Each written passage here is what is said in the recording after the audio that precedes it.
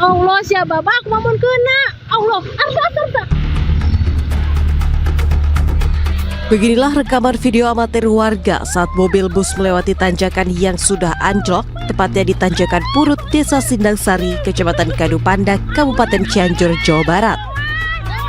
Dalam rekaman, bus sempat naik namun tak kuat menanjak sehingga membuat bus kembali melaju mundur dan turun. Beruntung sopir bisa mengendalikan dengan aman meskipun nyaris menabrak sejumlah warga yang berada di belakang serta nyaris masuk ke dalam jurang.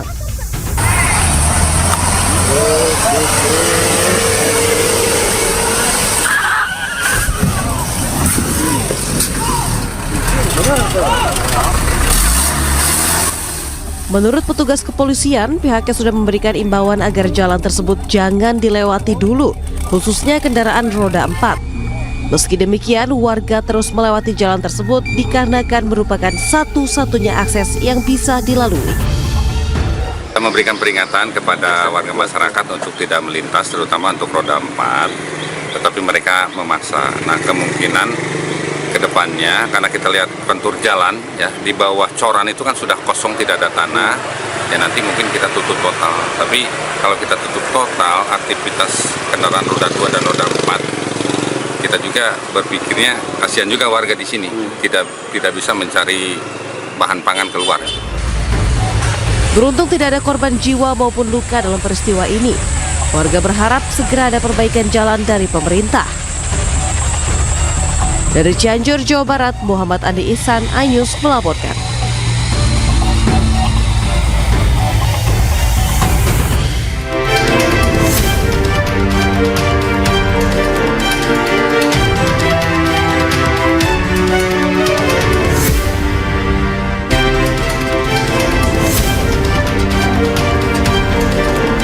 Korban pelecehan seksual IWA alias Agus Buntung.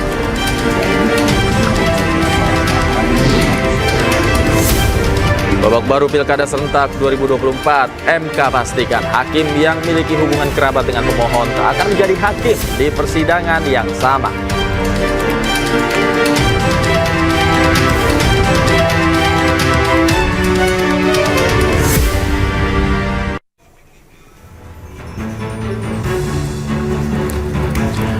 Halo, selamat malam pemirsa, selamat datang di iNewsroom bersama saya Davi Pratama. Pemirsa, kami akan membahas berita utama secara mendalam, komprehensif dan tentunya eksklusif. Sebagai pembuka iNewsroom kali ini kami memiliki informasi perkelahian antara dua pelajar sekolah menengah pertama di Gorontalo viral di media sosial. Mirisnya, perkelahian berlangsung di dalam kelas dengan disaksikan siswa lainnya.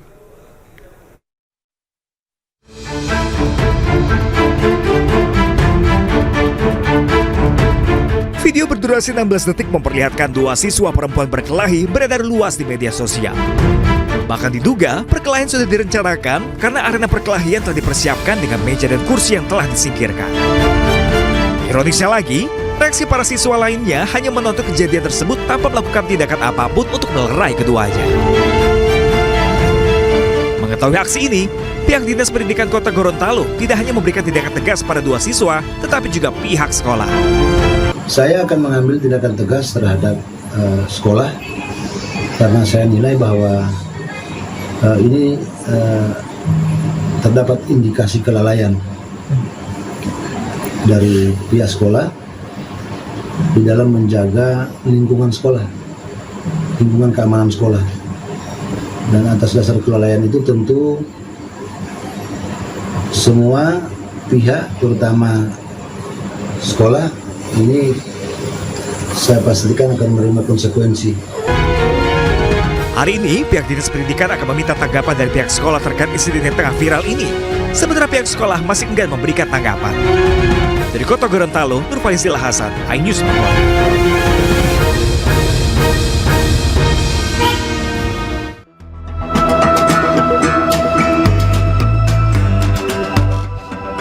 Aksi perampokan di toko rempah-rempah Sukra di kawasan luar terminal bus Simpang Alur, Bukit Tinggi, Sumatera Barat ini terekam kamera CCTV. Pelaku masuk ke dalam toko kemudian mengeluarkan benda mirip senjata api dan mengancam pemilik toko. Namun korban Neti Murni 72 tahun tak mau menyerah dan berupaya melawan perampok. Namun beberapa pukulan pelaku membuat korban terluka di bagian bibir. Sementara pelaku berhasil mengambil uang lalu kabur meninggalkan toko. Polisi menangkap pelaku perampokan yakni YR, 62 tahun saat turun dari angkot di kawasan Simpang Panganak. Kepada polisi, pelaku mengaku terpaksa merampok karena lama menganggur dan butuh uang untuk mengeluarkan mobil juragannya dari bengkel. Jumat, jadi pelakunya satu orang melakukan perampokan terhadap uang sebanyak 5 juta. Ya, pelaku ini menggunakan senjata api mainan, ya, senjata api mainan yang digunakan untuk menangkap. Selain uang tunai, polisi turut mengamankan barang bukti korek api berbentuk pistol. Kini hukuman maksimal 9 tahun penjara menanti tersangka. Dari Bukit Tinggi, Sumatera Barat, Wahyu Sikumbang, iNews melaporkan. Pemirsa, seorang ibu rumah tangga diculik di depan rumahnya terekam kamera pengawas dan viral di media sosial. Meski selamat, namun saat ini korban mengalami trauma, sementara polisi masih memburu pelaku penculikan. Aduh, gak ada plat nomor. Plat nomornya dicopot. Oh, pistol. Rekaman kamera pengawas merekam peristiwa penculikan yang dialami oleh Santi, seorang ibu rumah tangga di kota Bandung, Jawa Barat. Dalam rekaman, terlihat pelaku turun dari minibus warna gelap bergerak mundur mendekati mobil korban. Kemudian salah satu pelaku menodongkan korban sambil menarik tangan korban masuk ke dalam mobil pelaku. Meski sempat teriak, namun korban sudah dibawa oleh mobil pelaku.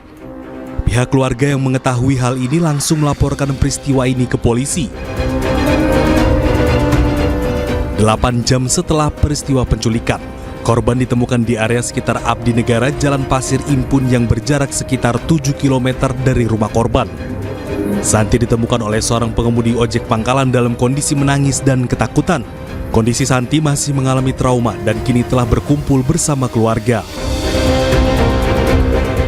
Tapi pada pukul 20.00 korban telah kembali ke rumah diantar oleh supir ojek driver ojek pangkalan atas nama RS. Nah, setelah itu kita langsung melakukan pendalaman baik terhadap korban dan juga terhadap ojek pangkalan tersebut. Untuk korban karena tadi malam masih shock sehingga langsung didampingi oleh unit PPA dari Polwan kami untuk bisa meminta keterangan, tetapi memang keterangan belum bisa maksimal karena korban masih dalam keadaan syok. Saat ini polisi masih terus mendalami keterangan dari para saksi, sementara ciri-ciri dan identitas mobil yang digunakan pelaku telah dikantongi oleh polisi.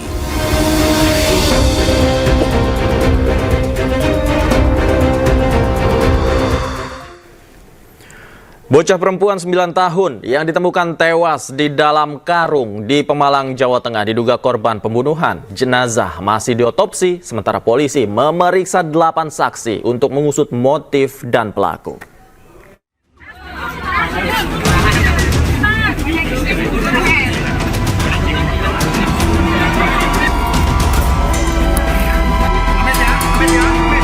Jenazah bocah perempuan berusia 9 tahun berinisial S yang ditemukan tewas dalam karung di Ulu Jami, Pemalang, Jawa Tengah Minggu malam masih diotopsi tim DVI Polda Jawa Tengah di kamar jenazah RSUD Dr. Asyari.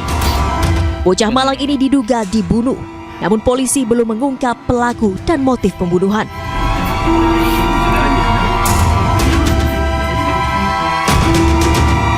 Satreskrim Polres Pemalang sudah memeriksa total 8 orang saksi dari pihak keluarga, tetangga, serta saksi di sekitar TKP penemuan jenazah. Kami Satreskrim Polres Pemalang sedang melakukan pendalaman terhadap saksi. Kami sedang melakukan penyidikan dan saat ini jenazah korban sedang dilakukan otopsi. Jenazah bocah perempuan ini ditemukan dalam karung di dapur rumahnya sekitar pukul 9.30 waktu Indonesia Barat Minggu malam. Sebelum jenazah ditemukan, ibu korban tengah pergi ke pasar, sementara ayahnya bekerja. Kalau ketemu jam 9:30 malam. Oh, 9:30 malam. Ya. Kondisinya gimana, Pak? Ya, sudah mengenaskan. Oh gitu. Di dalam karung benar? Dalam karung. Karung bungkusan. Sebelum ditemukan dalam kondisi tewas, korban sempat dinyatakan hilang dari rumah sejak pukul 11 waktu Indonesia Barat Minggu siang. Jenazah korban akan dimakamkan setelah proses otopsi selesai. Tersulut api dari korek saat sedang memindahkan bensin eceran. Sebuah warung kaki lima di kota Palembang ludes dilalap si jago merah. Api juga menyambar butik pakaian yang membuat 1 orang terluka. La ilaha illallah. Siram air. Kobaran api dengan cepat menghanguskan sebuah warung kaki lima yang berada di Jalan Sumpah Pemuda, Kota Palembang. Warga teriak histeris sambil berusaha padamkan kobaran api dengan alat seadanya. Kejadian berawal saat pemilik warung memindahkan bensin eceran untuk dijual dari dalam jerigen ke dalam botol plastik. Namun ada seseorang yang menghidupkan korek api hingga menyabar jerigen beserta warung kaki lima yang berada di dekatnya. Api juga merembet sebuah butik pakaian yang berada di sampingnya. Beruntung api cepat dipadamkan oleh warga sekitar dengan menggunakan apar. Namun 1 orang yang menyalakan korek api mengalami luka bakar dan dilarikan ke rumah sakit. Jadi warung itu kebenaran jual bensin eceran. Jual bensin eceran ini kebenaran yang punya warung lagi isi ulang bensin di dalam botol. Dalam botol itu ternyata ada seseorang yang hidupin rokok. Hidupin rokok karena mungkin dekat dengan botol, langsung nyamber. Akibat kebakaran ini kerugian ditaksir mencapai ratusan juta rupiah dan kasus ini tengah diselidiki oleh Polsek Ilir Barat 1 Kota Palembang. Dari Palembang, Sumatera Selatan, Guntur, iNews melaporkan. Polisi membeberkan video cara Agus merayu korban perempuan yang akan dilecehkannya. iNewsroom segera kembali.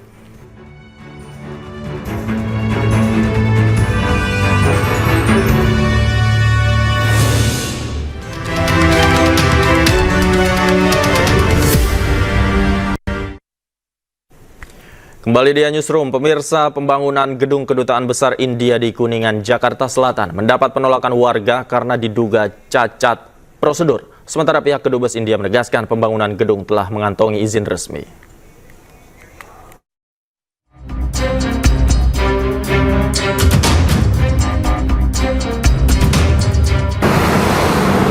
Pemirsa, di belakang saya ini adalah Kedutaan Besar India yang terletak di Jalan Rasuna Said, Jakarta Selatan.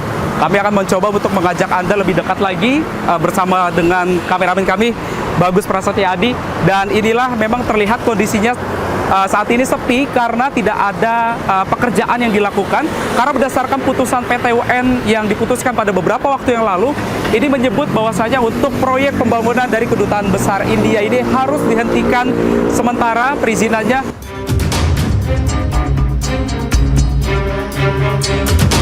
Pembangunan gedung Kedutaan Besar India di kawasan Kuningan Timur, Jakarta Selatan mendapat penolakan dari warga setempat.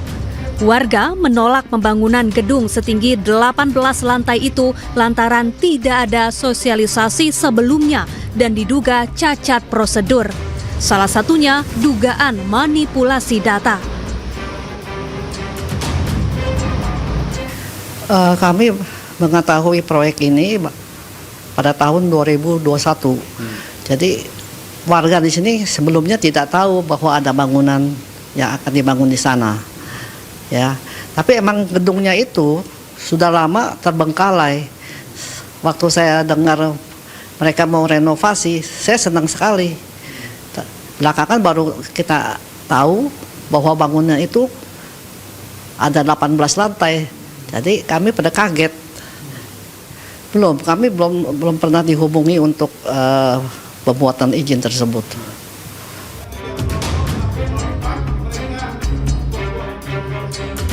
Sejumlah perwakilan warga melayangkan gugatan ke Pengadilan Tata Usaha Negara Jakarta dan gugatan itu dimenangkan warga. Dalam putusan, hakim memerintahkan Pemprov DKI Jakarta untuk membatalkan izin pembangunan.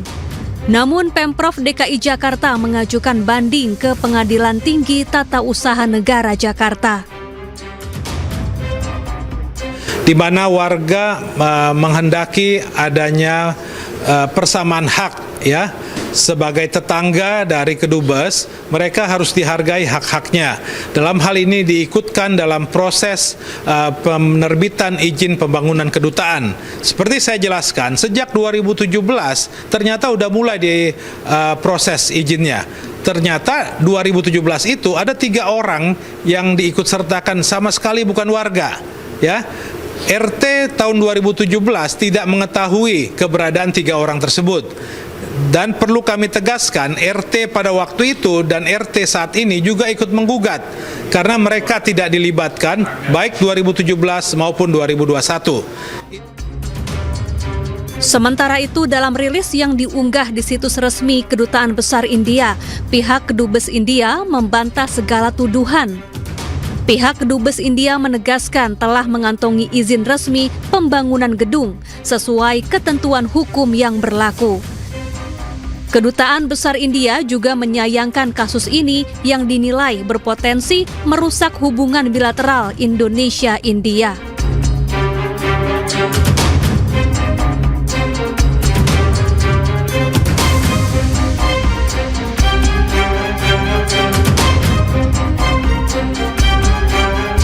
Dari Jakarta, Salam Rahmat, Bagus Prasetya Adi, iNews melaporkan.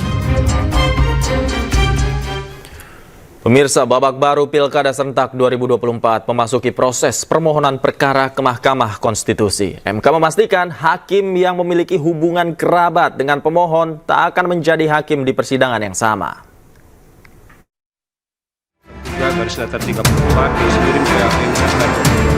Permohonan perkara hasil Pilkada Serentak ke Mahkamah Konstitusi sudah dibuka baik tingkat provinsi maupun kabupaten kota. Persidangan akan dilangsungkan selama 45 hari sejak permohonan perkara terregistrasi dengan sidang perdana dimulai pada Januari 2025.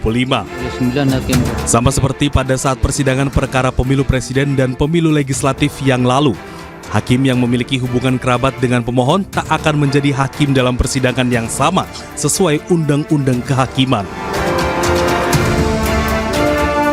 Prof, apakah aturannya akan sama seperti Pilpres dan Pileg kemarin untuk hakim yang mungkin punya kekerabatan dengan pemohon tidak akan disidangkan di persidangan yang sama? Ya, jika ada ya tetap sama, karena Undang-Undang Kekuasaan Kehakiman kan tidak membedakan terhadap perkara yang seperti apa.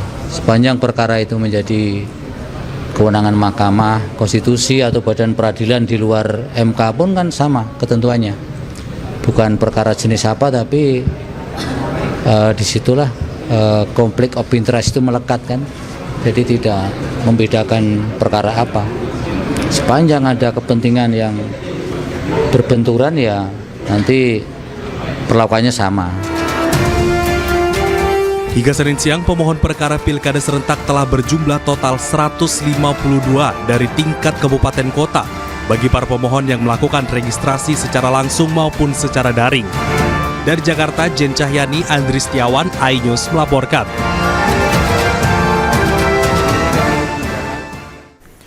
Polda NTB buka posko pengaduan korban pelecehan seksual Iwas alias Agus. Korban yang sudah melapor kini mencapai 15 orang, 2 diantaranya masih berstatus sebagai anak-anak.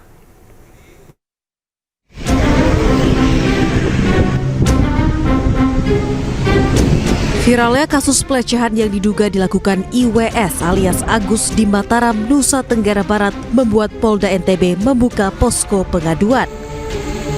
Posko pengaduan dibuka seiring dengan terus bertambahnya korban kasus ini yang melapor. Ada hotline-nya, silakan masyarakat yang mengetahui ataupun yang menjadi korban ataupun yang mengetahui terjadinya peristiwa yang dilakukan oleh pelaku, baik itu terhadap orang-orang lain yang belum melapor kepada KDD maupun kita, silakan melapor ke hotline kami